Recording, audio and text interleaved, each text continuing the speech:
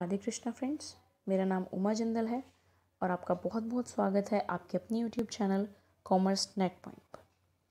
तो फ्रेंड्स, सबसे पहले मैं कहना चाहती हूँ कि मैं बहुत टाइम से कोई वीडियो नहीं डाल पाई हूँ चैनल पे, तो उसके लिए मैं आप सभी से माफ़ी चाहती हूँ। पर अब मैं पूरी कोशिश करूँगी कि टाइम टू टाइम चैनल पर वीडियोज़ डालती रहूँ। तो सबसे पहले आपको बताना चाहूँगी कि आप मेरे Telegram group commerce net point को ज्वाइन कर सकते हैं। अगर आप इस ग्रुप को ज्वाइन करना चाहते हैं तो इस ग्रुप का जो लिंक है वो मैं डिस्क्रिप्शन बॉक्स में दे दूँगी, वहाँ जाकर आप इस ग्रुप को ज्वाइन कर सकते हैं। तो चलिए आज की क्लास स्टार्ट करते हैं। तो देखिए, जो हमने लास्ट क्लास में पढ़ा था, लास्ट की क्लासेस में पढ़ा था, वो हम पेपर 2 की जो यूनिट 6 थी उसमें हम प्रत्यक्षण के बारे में पढ़ रहे थे। तो हमने पढ़ा था कि प्रत्यक्षण क्या होता है, इसकी परिभाषाओं के बारे में पढ़ा था हमने। तो आज हम पढ़ेंगे प्रत्यक्षण को प्रभावित करने वाले कारक, यानी कि फैक्टर्स अफेक्टिव परसेप्शन, यानी कि कौन कौन से ऐसे फैक्टर्स हैं, कौन कौन से ऐसे कारक हैं जो प्रत्यक्षण को प्रभावित करते हैं। तो देखिए, सबसे पहले इन शॉर्ट मैं आपको एक बार दोबारा से बताती हूँ कि प्रत्यक्षण क्या होता है।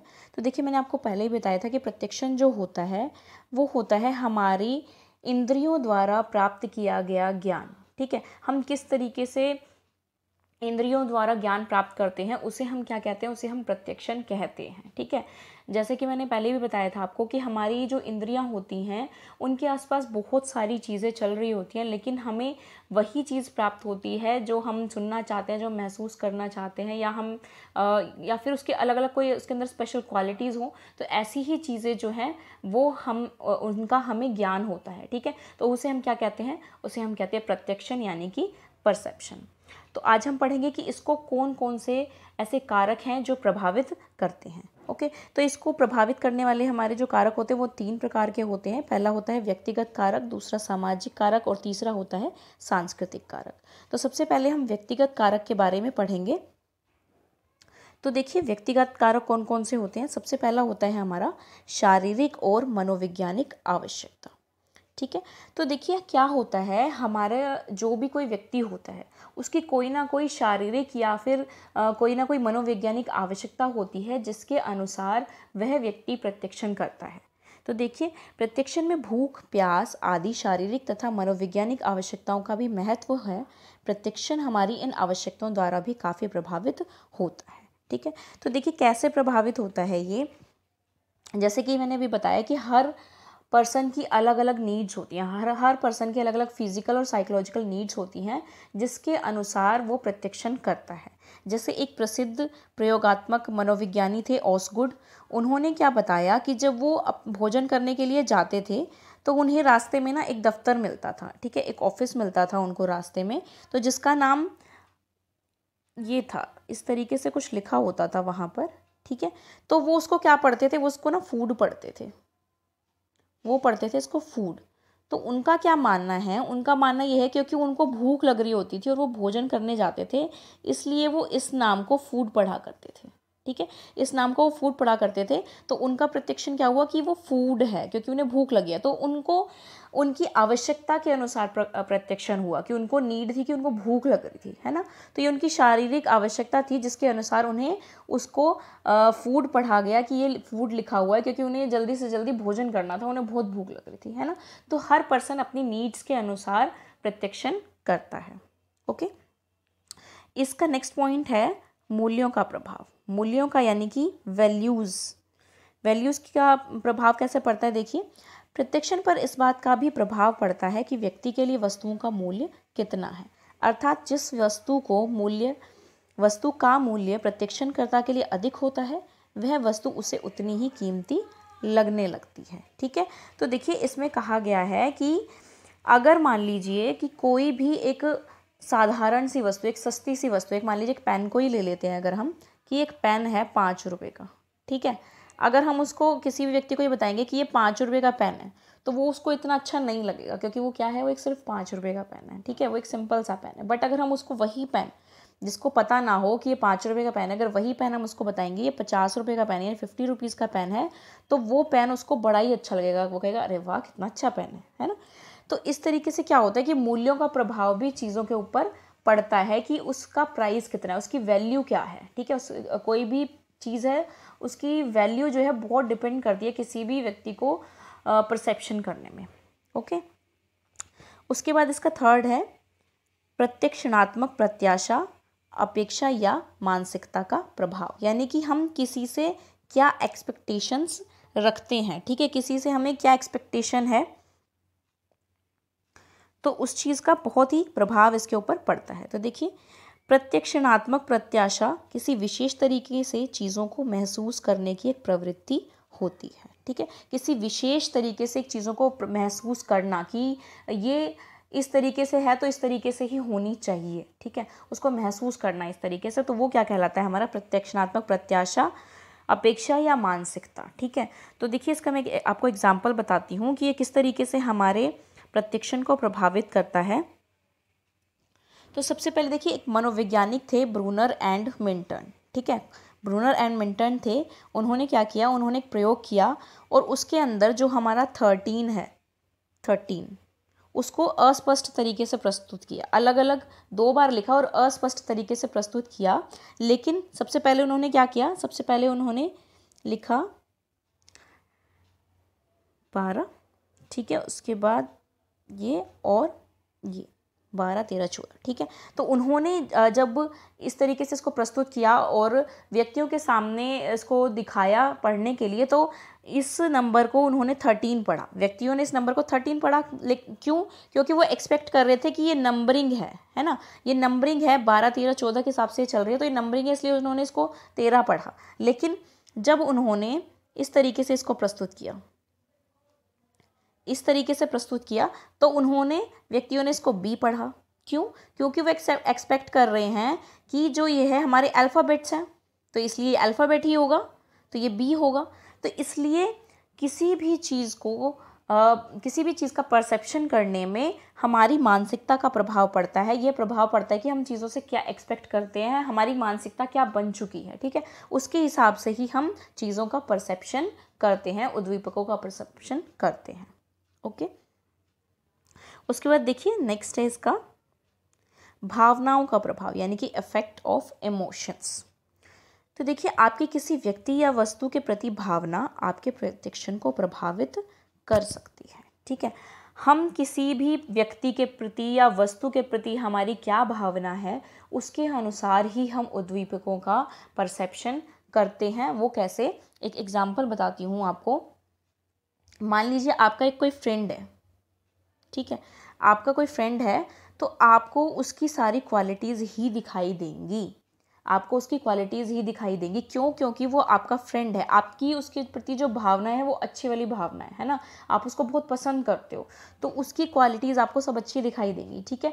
लेकिन अगर वहीं कोई दूसरा ऐसा पर्सन है जिसको वो अच्छा ना लगता हो, तो उसके अंदर उसको बुरी बातें दिखाई देगी, है ना। तो यहाँ पर इफेक्ट क्या पड़ रहा है, भावना का इफेक्ट पड़ रहा है कि उसके प्रति आपकी क्या भावना है, ठीक है, या फिर आपकी उसके प्रति क्या भावना है। और आपको एक और एग्जांपल दूं कि एक माँ जो होती है, माँ के लिए जो उसका बच्चा होता है ना, वो सबसे खूबसूरत होता है। अगर उसको बोलो ना कि सबसे खूबसूरत बच्चे को खाना खिलाना है जाके, तो वो क्या करेगी, वो अपने बच्चे को जाके खाना खिलाएगी, है ना, क्योंकि माँ के प्रति माँ की अपने बच्चे के प्रति ऐसी भावना होती है जो किसी और बच्चे के प्रति नहीं होती। तो इसलिए भावनाओं का बहुत ही ज़्यादा प्रभाव पड़ता है। उसके बाद नेक्स्ट है हमारा विशेषता का प्रभाव, यानी कि इफेक्ट ऑफ क्वालिटी। तो देखिए, जो उद्दीपक ध्वनि, स्वाद, दिखने या महसूस करने में अलग होते हैं, वे हमारा ध्यान अन्य उद्दीपकों की तुलना में अधिक आकर्षित करते हैं। तो देखिए, यहाँ पर क्वालिटी की बात करी जा रही है कि क्वालिटी जो होती है बहुत ही इम्पोर्टेंट होती है। अगर किसी के अंदर एक अलग सी ही क्वालिटी है, तो वो हमें अपनी ओर अट्रैक्ट करेगी ही करेगी, ठीक है। जैसे आप गार्डन के अंदर जाते हैं, गार्डन में अगर कोई अट्रैक्टिव से फ्लावर्स नहीं है तो आप उनको नहीं देखोगे, ठीक है, आपका ध्यान वहाँ नहीं जाएगा। बट अगर वहाँ पर रोज़ के फ्लावर्स लगे हैं या बहुत ही अट्रैक्टिव से फ्लावर्स हैं, बहुत ही सुंदर, जिनका कलर बहुत ही अट्रैक्टिव है, तो आपका ध्यान ना चाहते हुए भी वहाँ पर जाएगा ही जाएगा, ठीक है ना। तो क्वालिटीज़ बहुत ही इंपॉर्टेंट होती हैं। जैसे कि अगर आप रोड पे जा रहे हो या घर में बैठे हुए हो, तो आप कितनी भी कंसंट्रेशन से अगर पढ़ाई कर रहे हो या कुछ भी कर रहे हो, अगर कोई पास में से कोई ट्रेन जा रही है या कोई ट्रक जा रहा है, तो उसकी आवाज़ आपको अट्रैक्ट करेगी करेगी। क्यों? क्योंकि वो बहुत ज़ोर की आवाज़ होती है, उसके अंदर एक अलग क्वालिटी है ना। तो चीज़ों का परसेप्शन करने में उसकी क्वालिटी जो है बहुत ही इंपॉर्टेंट होती है, बहुत ही ज़्यादा उसको अफेक्ट करती है। नेक्स्ट है हमारा अनुभव का प्रभाव, यानी कि अफेक्ट ऑफ एक्सपीरियंस। तो देखिए पूर्व अनुभव उद्दीपक की व्याख्या करने में एक महत्वपूर्ण भूमिका निभाता है। तो देखिए हमारा जो एक्सपीरियंस होता है वो किस तरीके से हमारे परसेप्शन में इफ़ेक्ट डालता है। अगर मान लीजिए आपको फ्यूचर में आपने कभी एक रस्सी को सांप समझ लिया था, ठीक है, एक रस्सी को आपने सांप समझ लिया था, तो आप क्या करोगे, नेक्स्ट टाइम जब आपको कभी रस्सी दिखाई देगी या कभी सांप दिखाई देगा तो आप उसको अच्छी तरीके से चेक करोगे, है ना, उसको ध्यान से देखोगे कि आखिरकार ये है क्या चीज़, मैंने लास्ट टाइम इसको ये चीज़ समझ लिया था, है ना।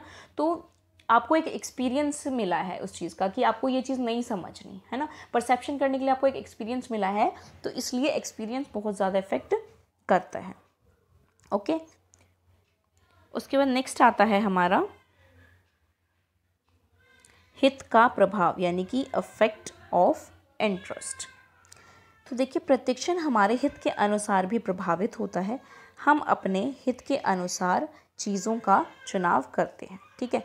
अब देखिए हित के अनुसार यानी इंटरेस्ट के अनुसार हम चीज़ों का चुनाव किस प्रकार करते हैं, इसका एग्जाम्पल देती हूँ मैं आपको। अगर मान लीजिए आपको प्यास लगी हुई है, ठीक है, प्यास लगी है, तो आपको वहाँ पर कहीं पे आप बाहर हो तो वहाँ पे बहुत सारी कोल्ड ड्रिंक्स की बोतल रखी होंगी या और भी बहुत सारी ड्रिंक्स रखी होंगी, बट आपका ध्यान वहाँ नहीं जाएगा। क्यों? क्योंकि आपको प्यास लगी है। तो प्यास के वक्त हमें क्या याद आता है? पानी, कि हमें पानी ही चाहिए इस टाइम पे, है ना। सेकंड ऑप्शन होता है हमारे पास कि चलो पानी नहीं मिल रहा तो ले लेंगे, अदरवाइज हमें सबसे पहले क्या चाहिए? पानी चाहिए। तो हमें सबसे पहले पानी की बोतल रखी दिखाई देगी, वहाँ पर कोल्ड ड्रिंक्स वगैरह हमें रखी दिखाई नहीं देगी। क्यों? क्योंकि हमें उस टाइम वहाँ पर उस चीज़ में इंटरेस्ट नहीं है। हमारा इंटरेस्ट क्या है कि हमें वाटर चाहिए, हमें पानी चाहिए, हमें प्यास लगी हुई है ना। तो इसलिए इंटरेस्ट जो है वो बहुत ही इफेक्ट डालता है।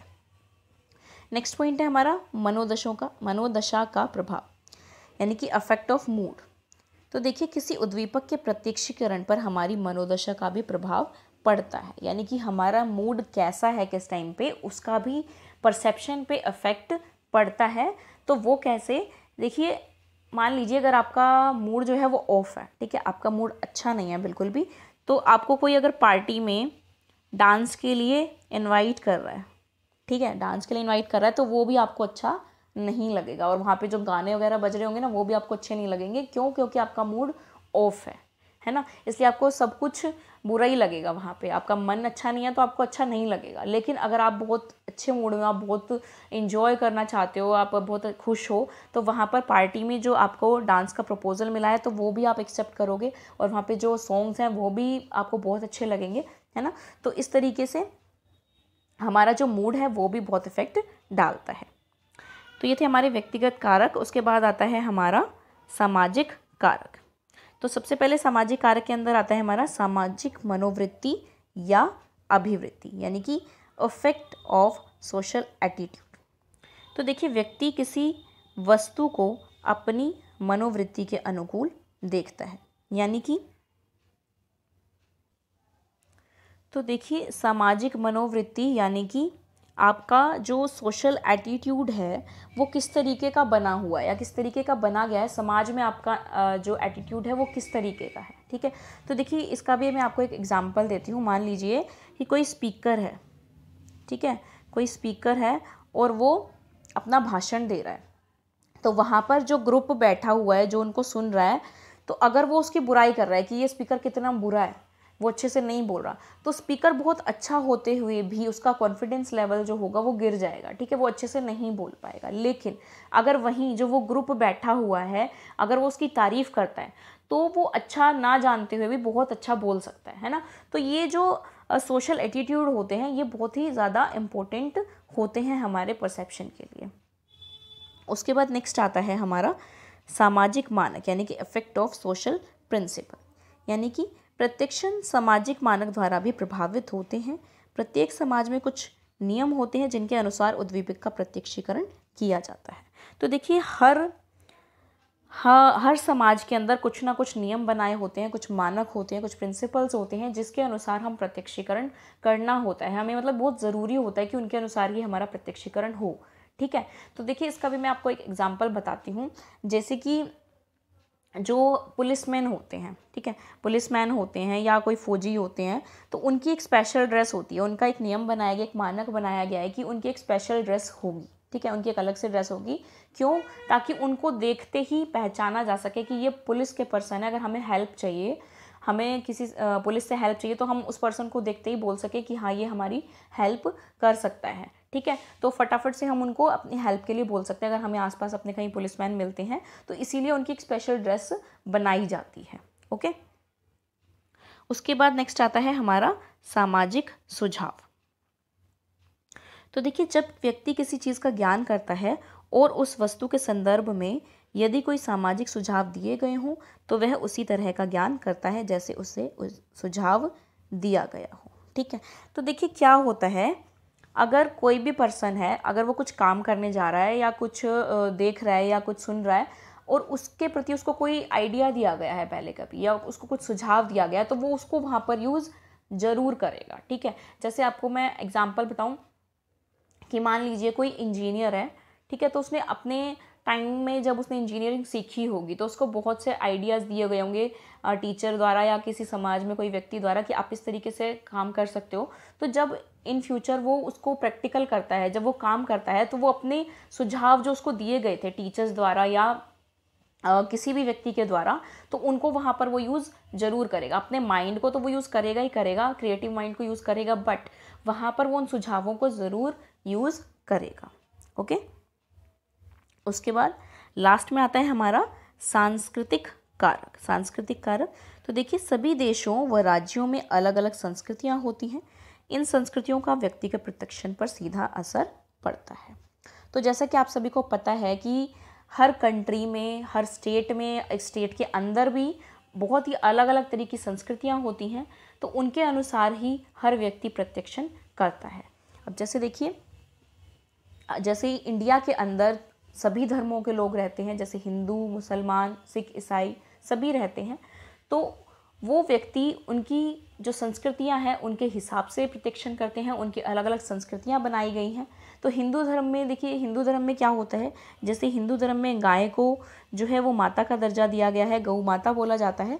तो और धर्मों में ऐसा नहीं है। ठीक है, और धर्मों में ऐसा नहीं है। तो एक हिंदू व्यक्ति जो होगा वो गाय को एक माता के रूप में देखेगा, लेकिन यदि वो व्यक्ति जो है वो किसी और धर्म का है तो वो उस तरीके से गाय को नहीं देखेगा। ठीक है, तो इसलिए हर व्यक्ति के ऊपर अपनी अपनी संस्कृतियों का प्रभाव भी पड़ता है।